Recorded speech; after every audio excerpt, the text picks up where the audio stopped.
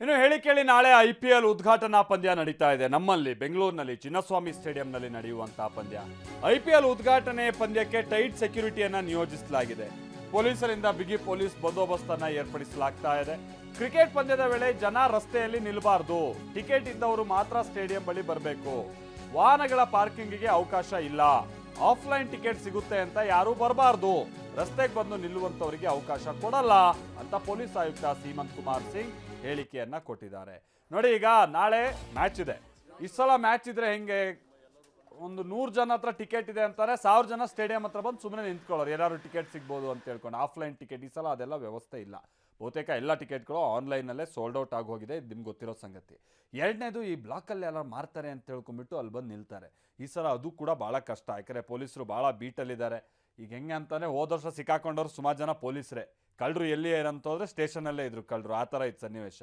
But ಈ ಸಲ ಅಂಥದಕ್ಕೆಲ್ಲ ಅವಕಾಶ ಭಾಳ ಕಷ್ಟ ಇದೆ, ಯಾಕಂದರೆ ಆನ್ಲೈನಲ್ಲೇ ಎಲ್ಲ ವ್ಯವಸ್ಥೆಗಳು ಹೆಚ್ಚಿರುವಂಥ ಕಾರಣಕ್ಕಾಗಿ.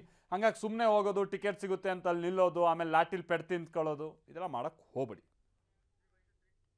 ನಮ್ಮ ವೆಸ್ಟ್ ಝೋನ್ ಜಾಯಿಂಟ್ ಕಮಿಷನರ್ ಮತ್ತು ಸೆಂಟ್ರಲ್ DCP ಅವರ ಅಂಡರ್ ಸೂಪರ್ವಿಷನಲ್ಲಿ ತುಂಬ ಚೆನ್ನಾಗಿ ಬಂದೋಬಸ್ತ್ ಸ್ಕೀಮ್ ಆಗಿದೆ ರೆಡಿ.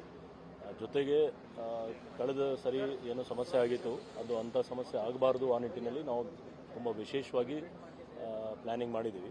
ಇದರಲ್ಲಿ ವಿಶೇಷವಾಗಿ ಹೋಲ್ಡಿಂಗ್ ಏರಿಯಾದು ಕಾನ್ಸೆಪ್ಟ್ ನಾವು ಸ್ಟಾರ್ಟ್ ಮಾಡಿದ್ದೀವಿ. ಅಂದರೆ ಜನ ರೋಡ್ ಮೇಲೆ ನಿಲ್ಲಬಾರ್ದು. ಅದು ನಾವು ನಿಮ್ಮ ಮುಖಾಂತರ ಕೂಡ ರಿಕ್ವೆಸ್ಟ್ ಮಾಡ್ತಾಯಿದ್ವಿ, ಯಾರ ಹತ್ರ ಟಿಕೆಟ್ ಇದ್ದರೆ ಅವರೇ ಬರಬೇಕು. ಬಂದರೆ ಅವ್ರಿಗೆ ಒಳಗೆ ಜಾಗ ಇರ್ತದೆ.